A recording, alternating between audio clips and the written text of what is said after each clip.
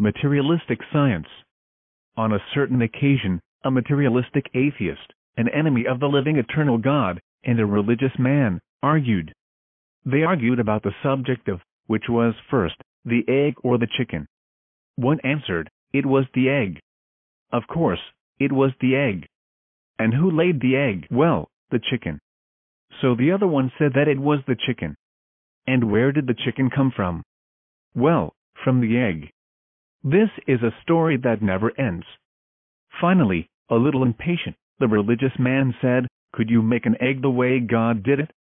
The materialist answered, yes, I can. Do it, exclaimed the religious man. And the materialist made an egg which was identical to that of a chicken, with its yolk, albumen and shell. Seeing this, the religious man said, since you made a marvelous egg, it will produce a chicken. Let us place the egg in an incubator in order for it to be born. Agreed, said the materialist, and they placed the egg in the incubator, but the chicken never came out. The sage Mr. Alfonso Herrera, author of Plasmogeny, managed to create a cell, but a dead cell which never had life. Grafts are made, a branch from another plant is implanted into another, supposedly to improve the fruits.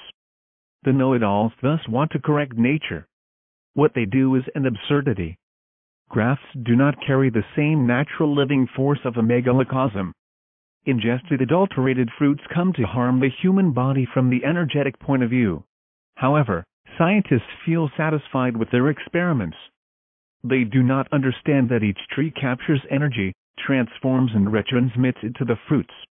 Upon altering the tree, the energies of the megalocosm are altered, and already that fruit is not the same. It is the product of an adultery and it harms organisms. However, materialistic scientists believe that they know, when really and truly they do not know. They do not only ignore, but what is worse, they ignore that they ignore. Artificial inseminations are made, the famous spermatozoon, the vivifying cells of an organism are extracted, and already because of that, scientists think that they are creating life. They do not realize that they are only utilizing what nature has already made. Let us put on the laboratory table the chemical elements which are needed to fabricate a spermatozoon and an ovum. Let us tell the scientists to make the ovum and the spermatozoon. Would they do it? I say that they would. But, would they have life? Could perhaps a living child come out of it? Never, ever, because they do not know how to create life. Therefore, with what proofs do they deny the superior or creative intelligences? If they are not even capable of creating the seed of a tree, a seed that can germinate, what is the basis that materialists have to deny the creative intelligences? Why do they pronounce themselves against the eternal? Has any materialistic scientist been able to create life? When? To play with what nature has already made is something easy, but to create life is different. No scientist can do it. Are they creating life when they divide an amoeba into two, separate its parts on a laboratory table, unite it with another piece of microorganism, and they say, Eureka! Eureka! Eureka! But they are not capable of creating an amoeba. Where is the science of these materialistic gentlemen?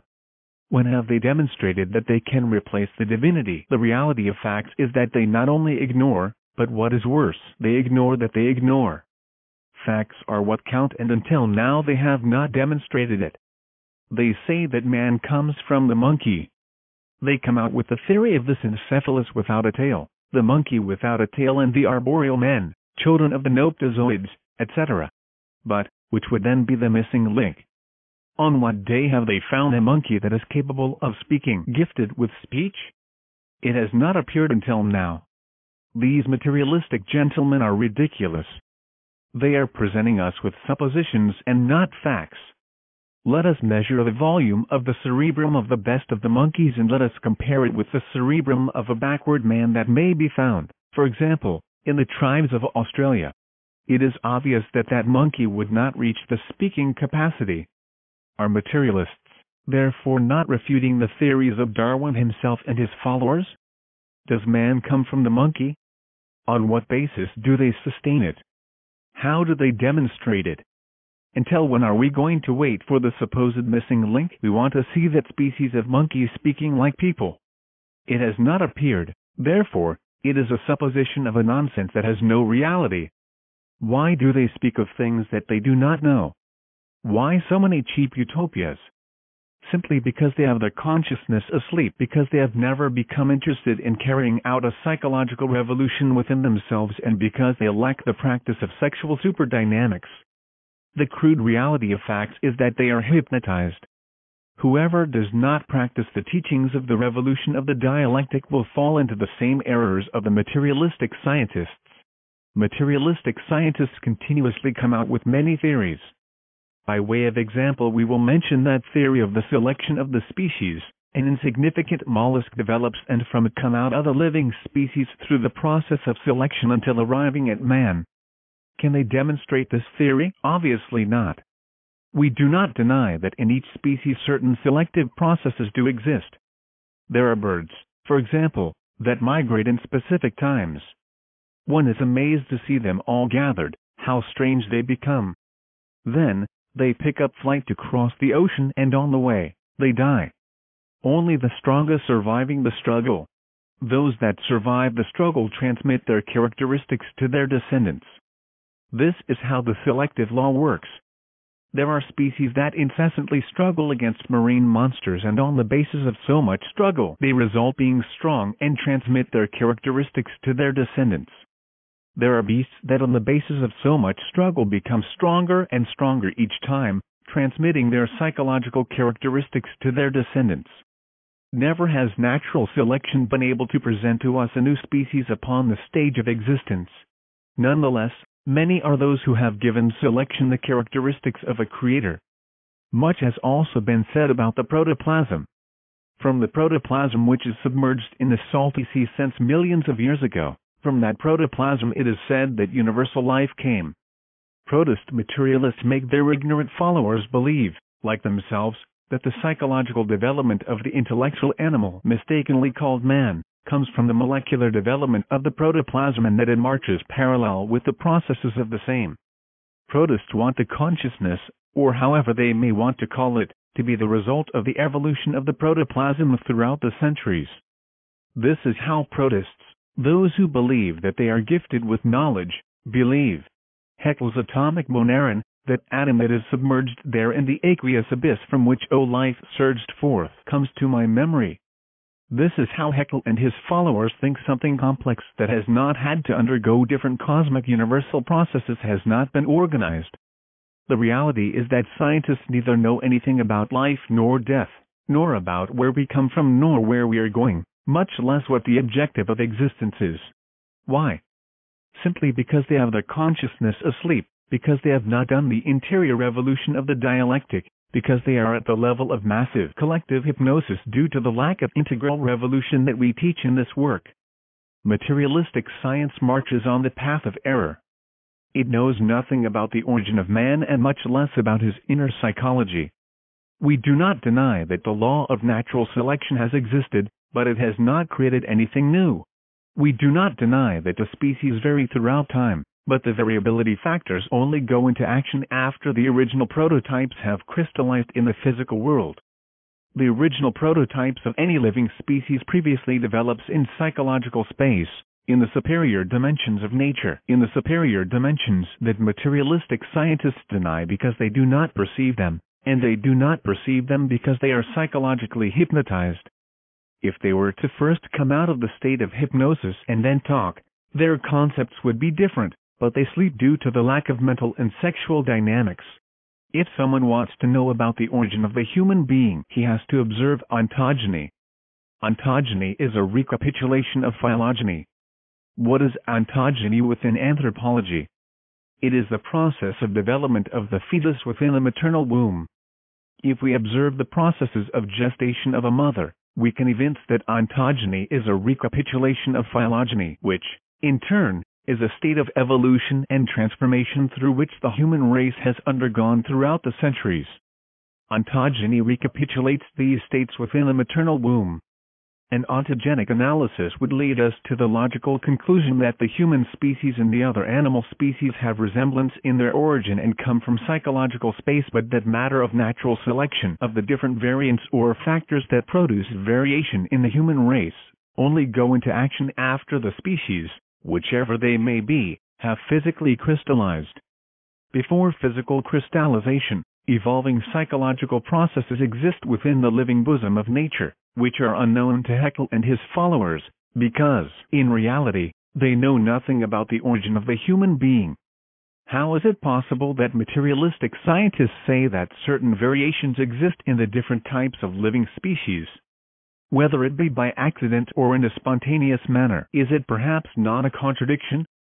Is it not they themselves who say that this universe is the result of force, matter, and necessity? How is it that they contradict themselves and then talk to us about spontaneous variance in a universe of force and necessity?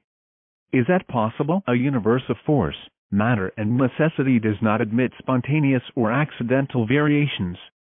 Those variations in the species exist due to something which they themselves do not know. Materialistic science does not only ignore, but what is worse, it ignores that it ignores. Psychoanalytical Gnostic anthropology delves profoundly into the past. This human race which nowadays populates the face of the earth is nothing but a race of intellectual animals mistakenly called men. You can become offended if you want, but before this race of intellectual animals existed, Lemurian, Hyperborean and polar man existed. Intellectual animals are derived from Atlantis, they were born in Atlantis. The real men of Lemuria, in their last days, withdrew from the world scenery. They left their organisms to the superior elements of the animal kingdoms. The race of intellectual animals was preceded by the men who existed in Lemuria, in the Hyperborean continent and in the northern polar cap which in that era was situated in the equatorial zone. On what does psychoanalytical Gnostic anthropology base itself to affirm this? Why does it say this? It bases itself not only on all the traditions that come in the books of ancient Egypt, of the land of the Incas, of the land of the Mayas, from Greece, India, Persia, Tibet, etc., but also on the direct investigations of those who have succeeded in awakening consciousness through a psychological revolution.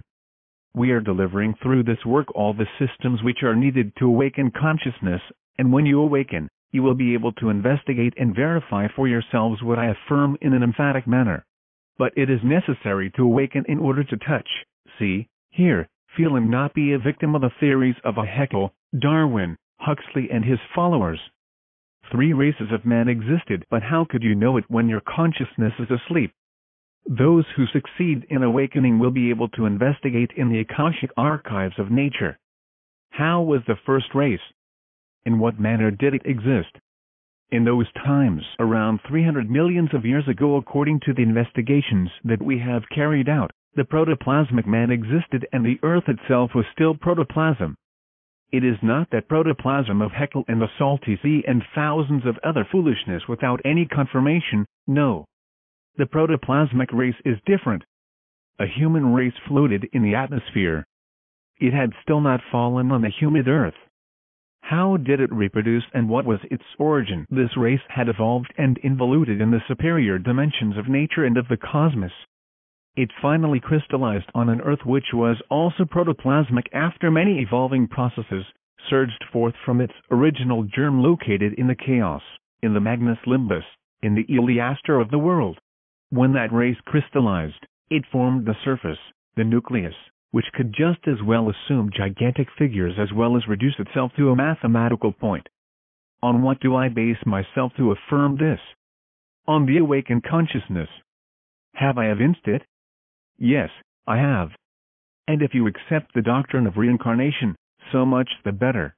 Obviously, I was reincarnated in that race, and since I am awake, I cannot forget the evolving and involuting processes of the same. That is why I give testimony before you, knowing that you are asleep, but I should deposit all those data that you need in order for you to awaken. How did that race multiply? How did they reproduce? Not as Master Blavatsky said, that they did it in an asexual manner, that they did not need sex for that. Such an affirmation is erroneous because the force of the Mahashohan, the creative energy of the third Logos, flows in an overwhelming manner in everything that has been and will be. The type of reproduction was vociferous. It expressed itself in a different sexual form. Organisms divided themselves the way living cells divide. Biology students know well how the organic cell divides. The cytoplasm with a piece of nucleus becomes separated. They do not ignore that. Ever since then, the vociferous process remained in the blood and continues occurring in our cells by the millions. Isn't that true? Who dares to deny it? I present facts. Do you perhaps believe that that cellular process does not have a root and origin? If you were to think so, it would be absurd, because there is not a cause without an effect and no effect without a cause. Therefore, we have inherited that. From whom? From the men of the first race. The detached organism could continue developing thanks to the fact that it continued capturing, accumulating, protoplasm from the surrounding atmosphere. Later, the Hyperboreans surged forth, of whom Friedrich Nietzsche speaks about. People who lived in those horseshoes that surround the North Pole, country in the north. Have we evinced this? Yes or no? You have not, because you are asleep. I have, because I am awake. Deny it? I do not deny it. If you consider me crazy, but I have to give testimony no matter what. I have to always say the truth. The Hyperboreans also existed. They were no longer as gelatinous as the protoplasmic men. Upon speaking in this manner, I am not referring to the cellular soul of Haeckel in the salty sea, nor to the famous atomic Moneron. That is Haeckel and his followers with their absurd theories. Now I wish to emphatically refer to that Hyperborean race that was derived from the protoplasmic race. The Hyperboreans were a more psychic race that reproduced by sexuality in the form of budding. Have you seen the corals on the cliffs of the stormy ocean? From one coral comes out another, and from that one, another, and another. There are plants which by means of their sprots continue multiplying themselves. The same occurred with the Hyperboreans. Certain sprots that appeared in the father-mother operated the sexual force until that sprot became detached and gave rise to a new child. That was the method of reproduction of the Hyperboreans. In the end, that race became submerged in the bottom of the stormy Pacific Ocean throughout millions of years of evolutions and involutions of this fecund nature. From the bottom of the seas later surged forth a gigantic continent, Lemuria, which covered the entire Pacific Ocean. It was there where, for the first time, the human race rested upon the hard crust of the earth. The Lemurian continent appeared, not through spontaneous generation as Epicurus and his followers believed, nor through natural selection, the theory elevated to the category of a creating God, marvelous rhetoric that has come from the absurd. Isn't that so? How did it surge forth? In what manner? As the Arboreans crystallized, their human bodies took up a hard shape. In this manner the Lemurian hermaphrodites appeared. In the same manner that they are symbolized in the gigantic sculptures of Faya, Hidalgo, Mexico. They walked upon the face of the earth. In the beginning they reproduced by detaching an egg cell from their organism, and this egg cell developed to give origin to a new creature. That is the epoch in which the phallus and the uterus had not yet been formed. That was the epoch in which the lingam yoni were germinating. That was the epoch in which the ovary had not yet developed. The times elapsed in Lemuria and the reproduction system by germination appeared. Such a system caused astonishment in that epoch. The ovary received a fecundating cell, in other words, a spermatozoon, in such a manner that when that egg became detached from the ovary of a hermaphrodite, it already went previously fecundated. Upon coming to existence, the egg opened up after a certain time of fecundation, and from there came out a new child. That is why the Nahui said, the children of the third sun transformed themselves into birds, a wise affirmation of the ancient Nahui culture. But once the end of Lemuria came closer, in the third or fourth subrace onwards, human beings divided into opposite sexes. Cooperation was then necessary in order to create. The system of cooperation to create comes from Lemuria. It is clear that an ovarian egg fertilized by a cell is needed. It is only in this manner, in the union of a fertilizing cell with an ovum, that the original cell with the 48 chromosomes can surge forth, which we indisputably carry in our interior and in which the 48 laws of our creation are represented.